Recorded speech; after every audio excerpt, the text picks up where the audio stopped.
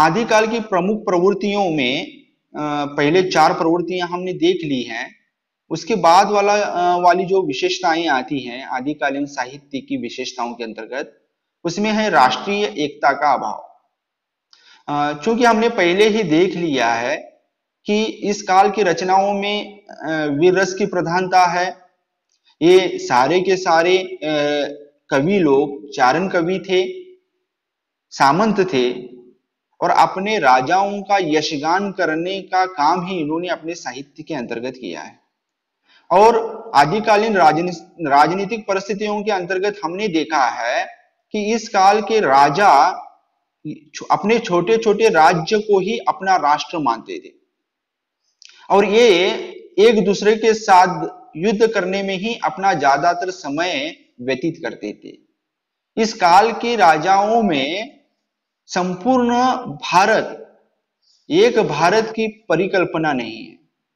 जब राजा हर्षवर्धन की मृत्यु के बाद अलग अलग हिस्सों में उत्तर हिंदी प्रदेश का जो भाग है वहां पर चार भागों में विभाजित हो गए, तो जिसमें चौहान है, परमार है, ये जो लोग, ये जो राजा थे, ये आपस में ही और अपने राज्य को ही अपना राष्ट्र मानते थे। तो इसी कारण इनमें राष्ट्रीय एकता, अखंड भारत की जो एकता की बात है, उस बात का का अभाव इन लोगों में नजर आता है। आदिकाल में राष्ट्रीयता का अभाव था और यह संपूर्ण राष्ट्र का प्रतिनिधित्व नहीं करता था। मतलब आदिकाल के जितने भी राजा हैं वो संपूर्ण भारत को अपना राष्ट्र नहीं मानते थे। वो जिस राज्य पर उनका अधिकार था उसी को ही अपना देश मानते थे, और उसी के लिए ही ये अपना सब कुछ न्यौछावर करते थे और उसी के लिए ही लड़ते थे। फिर पड़ोस वाला राज्य भी उनको अपना शत्रु ही नजर आता था। उस काल में प्रजा अपने राजा के अधिकार क्षेत्र को ही देश मानते थे और उसके प्रति अपनी पूरी आस्था और निष्ठा रखते थे। पड़ोसी राज्य को वह शत्रु राष्ट्र समझते थे, क्योंकि पड़ोसी राज्य भी भारत का ही हिस्सा है, लेकिन उस पर शासन करने वाला राजा कोई और है। तो दो अलग अलग राजाओं के बीच शत्रुता हमेशा बनी रहती थी और एक दूसरे को पराजित करने के लिए, एक दूसरे पर विजय प्राप्त करने के लिए ये हमेशा लड़ाई लड़ते रहते थे। और यही एक कारण है कि विदेशी आक्रमणकारी भारतीय राजाओं पर आकर आक्रमण कर उन्हें पराजित कर सके, क्योंकि इनकी ज्यादातर शक्ति आपस में लड़ने में ही खर्च हो जाती थी। और जब विदेशी आक्रमणकारी आ गए तो ये पहले से छिन्न भिन्न थे, बिखरे हुए थे। इन बिखरे हुए राजाओं को हराना बाहर के लोगों को के लिए आसान बन गया, जिसके कारण बड़े पैमाने पर राष्ट्रीयता का अभाव देखने को मिलता है। तो ये अपने छोटे छोटे राज्य को ही अपना राष्ट्र मानते थे। इसी कारण समुचित राष्ट्रीयता इनके इस काल के साहित्य में देखने नहीं मिलती। उस काल में छोटे छोटे राज्यों में भारतवर्ष विभक्त था और राष्ट्रीयता की भावना पूर्णता अभावग्रस्त स्थिति में थी। तो कुल मिलाकर हम यही कह सकते हैं कि इस काल में अखंड भारत की तस्वीर एक साथ नजर नहीं आती थी। हर राजा को अपना राज्य ही राष्ट्र लगता था और उसे बचाने के लिए, और वहां की प्रजा भी उसके लिए ही आस्था रखती थी, निष्ठा रखती थी, जिस कारण संपूर्ण भारत राष्ट्रीय एकात्मता की बात, राष्ट्रीय एकता की बात इस काल में कम ही नजर आती है। इस काल आदिकाल में ज्यादातर वीर रस की रचनाएं लिखी गई। उसका एक प्रमुख कारण यह था कि तत्कालीन जो कवि हैं वो राजाओं के आश्रयदाता थे, उनके आश्रित थे। और जो इंसान आश्रित रहता है तो जिसके छत्र छाया में रह रहा है उसकी बड़ाई करना उसके लिए क्या हो जाता है, अनिवार्य बन जाता है। तो इस काल की रचनाओं में आश्रयदाताओं की प्रशंसा भी एक मुद्दा है, भी एक विशेषता है। और जो कवि जिस राजा की दरबार में रह रहा है और वहां से वो शिष्यवृत्ति प्राप्त कर रहा है, अपना उदर निर्वाह कर रहा है, उस राजाओं को औरों से बलशाली दिखाने में इन कवियों ने कोई कसर नहीं छोड़ी।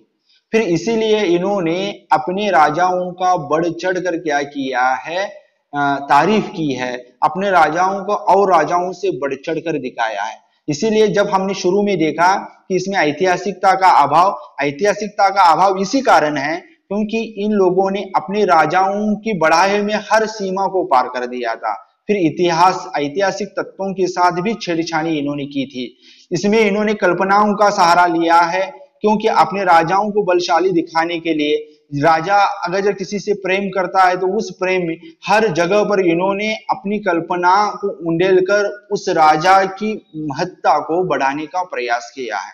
आदिकाल के अधिकांश कवि राजाओं और सामंतों के आश्रय में रहते थे। उनको आश्रय तभी प्राप्त होता था जब वो अपने आश्रयदाताओं की प्रशंसा करते थे। तो इस अगर जब हम चाटुकारिता की बात करें, क्योंकि अक्सर हम देखते हैं समय बदल जाए, परिस्थिति बदल जाए, परिवेश बदल जाए, लेकिन जो सत्ता में होता है, जो सत्ता का भोगी होता है, उसे प्रशंसा हर दौर में अच्छी लगती है और हर दौर में ऐसे लोगों का बोलबाला रहता है जो राजा की प्रशंसा करता है, जो राजा को के लिए बढ़ चढ़ कर बात करता है, जो राजा की महत्ता में हर सीमा को पार कर जाता है। इंसान को वही व्यक्ति अच्छा लगता है जो उसकी खूबियों को दर्शाता है और उसकी खूबियों में चार चांद लगाता है अपनी वाणी से। भले ही वो खूबी उसके अंदर हो या न हो, लेकिन इस प्रकार से प्रस्तुत करता है जैसे उस व्यक्ति के जैसे महान कोई नहीं। कि जब कोई अपनी तारीफ ऐसे करने लगता है तो जाहिर है सामने वाले को वो व्यक्ति पसंद आता है और वो उस व्यक्ति के लिए सब कुछ करने के लिए तैयार होता है। तो ये कवियों की ये कमजोरी थी या मजबूरी थी कि इन्होंने अपने राजाओं की तारीफ में के पुल बांधने में हर सीमाओं को लांघ दिया है। और ये सिर्फ आदिकाल की बात नहीं है, ये हर दौर में ऐसे होता है। जहां पर शासन होता है, जहां पर शासनकर्ता होता है, वहां पर चाटुकारिताओं की कमी नहीं है। तो कुल मिलाकर इन कवियों में प्रतिभा तो ज्यादा थी, लेकिन उदर निर्वाह की बात जब आ जाती थी और ये उदर निर्वाह इनका राजाओं से ही चलता था, तो ये राजाओं की प्रशंसा करने में अपना तन मन सब लगा देते थे। क्योंकि अगर ये राजाओं की प्रशंसा में तन मन लगाएंगे तभी इन्हें धन की प्राप्ति हो सकती थी। क्योंकि उस समय ये आम था, जब तक आप राजा की प्रशंसा नहीं करते थे तब तक आपको दरबार में जगह नहीं मिलती थी। रासो ग्रंथ में कवियों ने अपने आश्रयदाताओं की प्रशंसा की है, खूब की है, बढ़ चढ़ कर की है। उनकी धर्मवीरता का, युद्ध कौशलता का, ऐश्वर्य का बड़ा चढ़ाकर वर्णन किया है।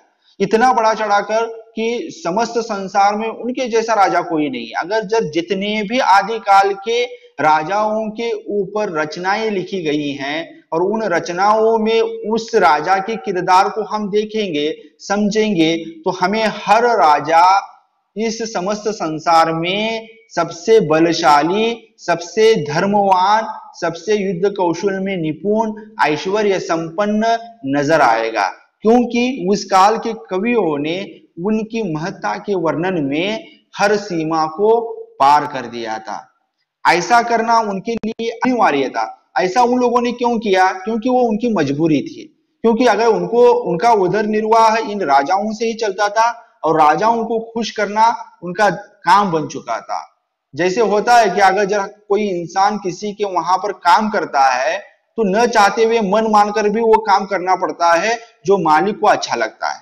तो मालिक को खुश करने के लिए बहुत सारे ऐसे काम करने पड़ते हैं जो आपका मन नहीं चाहता। तो ये कवि जो है उस समय आश्रय में थे राजाओं के, और जिनके आश्रय में थे उनके बारे में बढ़ चढ़ कर लिखना, उनकी प्रशंसा करना इनके लिए मजबूरी और अनिवार्य बन गया था। क्योंकि वह स्वच्छंद लेखन न करके अपने राजाओं के लिए लिखा करते थे, जिससे उनका जीविकोपार्जन हुआ करता था, यानी उनका जीवन व्यापन होता था। वो अपने बच्चों को सही तरह के से बच्चों की परवरिश कर सकते थे। राजाओं के द्वारा उन्हें पुरस्कृत किया जाता था, जिसके कारण उनकी आगे की जिंदगी या जो जिंदगी चल रही है वो सही ढंग से कट सकती थी। यही कारण है कि इन लोगों ने अपने राजाओं की प्रशंसा करने में हर सीमाओं को पार कर दिया है। इसीलिए इस काल की साहित्यिक विशेषताओं में हम ये बात देखते हैं कि हर कवि ने अपने राजा की प्रशंसा में अ, हर वो चीज लिखी है जो राजा में थी और जो राजा में न भी थी। जो राजा में नहीं थी उस चीज को भी लिखा है, जो राजा में थी उसे और बड़ा चढ़ाकर लिखा है। चूंकि आदिकाल हिंदी साहित्य का प्रारंभिक स्वरूप है, तो आदिकालीन साहित्यिक इसमें प्रारंभिक रूप भी दिखाई देता है। हिंदी कविता का प्रारंभिक रूप इसमें दिखाई देता है। आदिकाल के साहित्य की प्रामाणिकता संदिग्ध होते हुए भी उसके महत्व को भुलाया नहीं जा सकता, क्योंकि ये हिंदी साहित्य के इतिहास का, हिंदी कविता का प्रारंभ इसी से हुआ है। संस्कृत, प्राकृत और अपभ्रंश में गद्य पद्य दोनों रूपों में काव्य रचना की प्रधानता थी। हिंदी से पहले की सभी भाषाएं जन भाषाएं न हुआ करती थी, वह किसी विशिष्ट जाति, समुदाय अथवा वर्ग के लिए हुआ करती थी।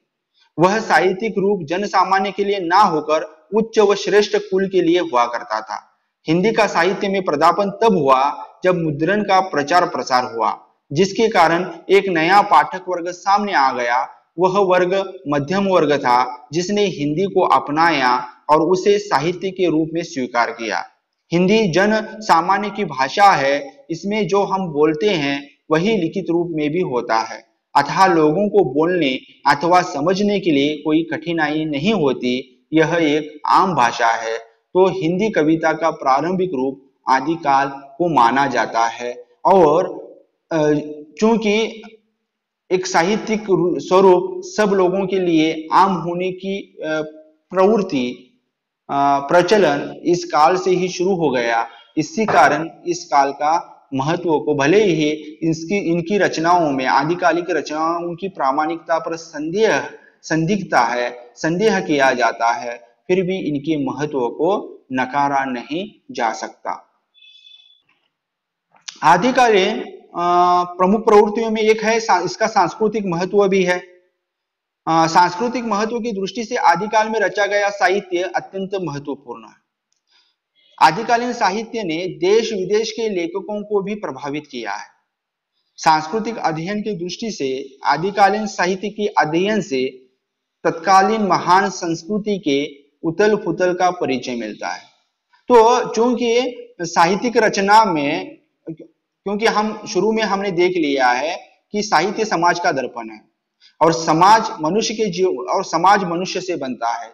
मनुष्य के जीवन में धर्म, अर्थ, आर्थिक परिस्थितियां, सामाजिक परिस्थितियां, राजनीतिक परिस्थितियां, धार्मिक परिस्थितियां और सांस्कृतिक परिस्थितियों का क्या प्रभाव रहता है।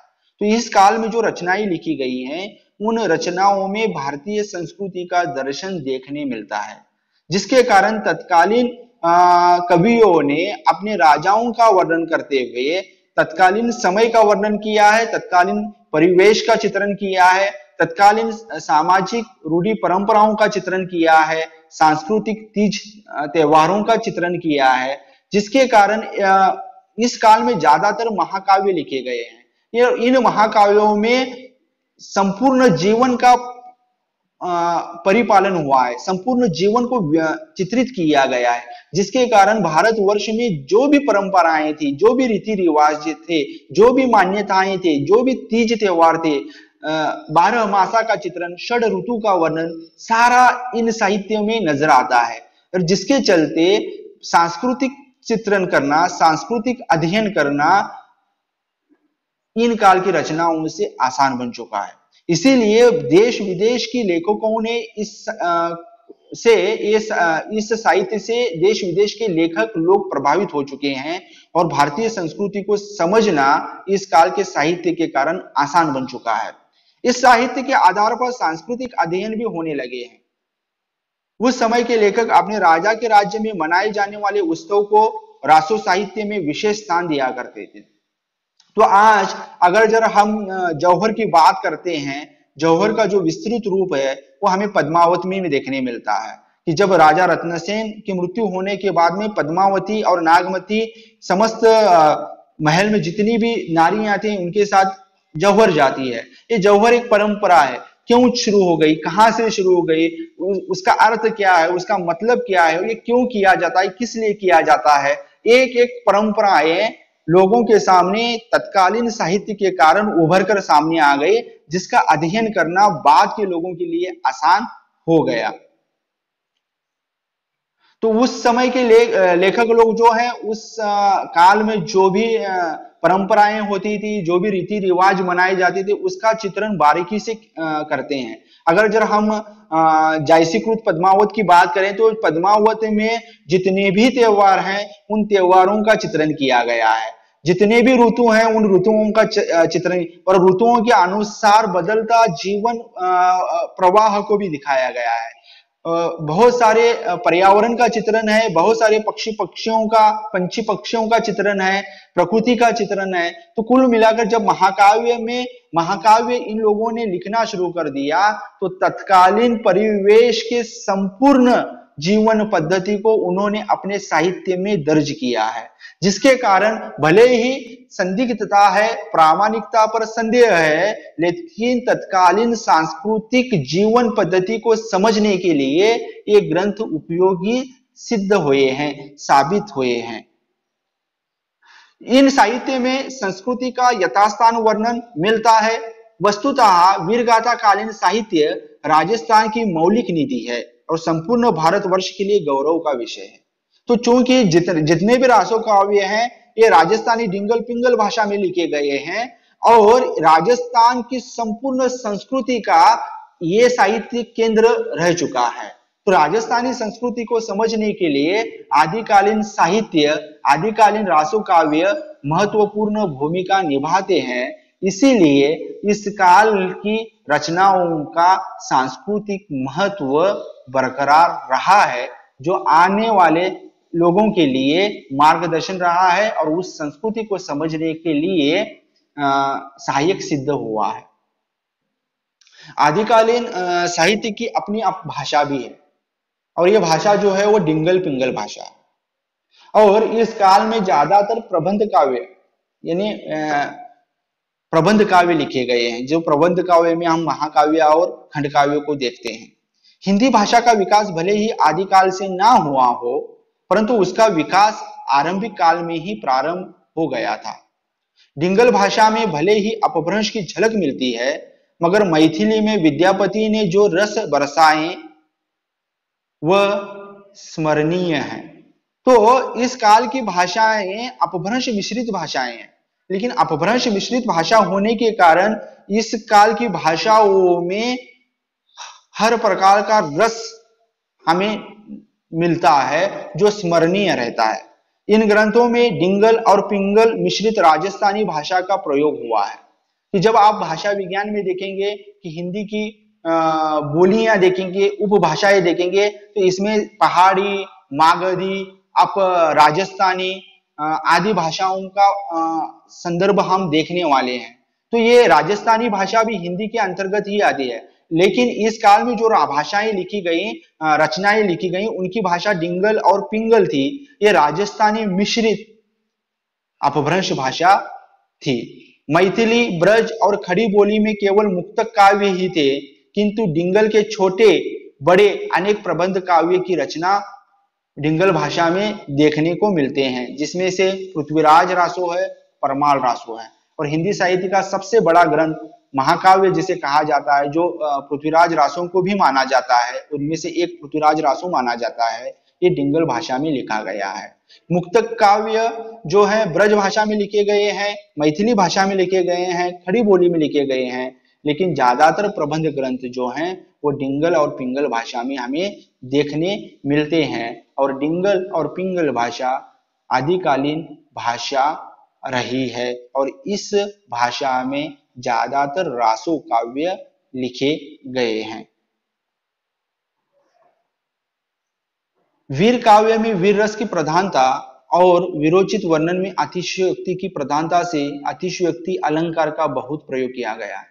तो इस काल की रचनाओं की अगर जब हम काव्य शास्त्रीय इसका अध्ययन करेंगे तो इसमें अलंकार और छंदों का प्रयोग, तो इसमें सबसे ज्यादा जो अलंकार का प्रयोग हुआ है वो अतिशयोक्ति अलंकार का प्रयोग हुआ है, क्योंकि इन लोगों ने आ, अपने राजाओं को का बढ़ चढ़ कर वर्णन किया और बढ़ चढ़ कर वर्णन करते समय अतिशयोक्ति अलंकार का प्रयोग होता ही है। तो इस काल की रचनाओं में प्रधानतः अतिशयोक्ति अलंकार देखने मिलती है, साथ ही उपमा, रूपक, उत्प्रेक्षा, यमक आदि सभी प्रकार के अलंकार मिलते हैं। छंदों के अंतर्गत दोहा, सोरठा, चौपाई आदि छंदों का प्रयोग भी इस काल की रचनाओं में किया गया है। तो कुल मिलाकर अगर जब हम आदिकालीन साहित्य की विशेषताओं की बात करते हैं तो इस काल की विशेषताओं के अंतर्गत वीर रस की प्रधानता है, युद्धों का सजीव चित्रण किया गया है, राजाओं की भरी भूरी प्रशंसा की गई है, जिसके कारण इनकी और एक महत्वपूर्ण बात है, इस काल की रचनाओं की प्रामाणिकता पर संदेह किया जाता है, क्योंकि इनमें से बहुत सारी रचनाओं की मूल प्रति प्राप्त न हो सकी है और ये राजाओं के आश्रयदाता कवि थे, जिसके कारण इन कवियों ने राजा की बड़ी बड़ी प्रशंसा की है और ये बड़ी बड़ी प्रशंसा करते समय इन्होंने ऐतिहासिक तत्वों को तोड़ा मरोड़ा है। फिर भी ये साहित्य सांस्कृतिक परिवेश की दृष्टि से, भाषा की दृष्टि से और हिंदी साहित्य का प्रारंभिक काल होने की दृष्टि से अपना महत्व रखता है।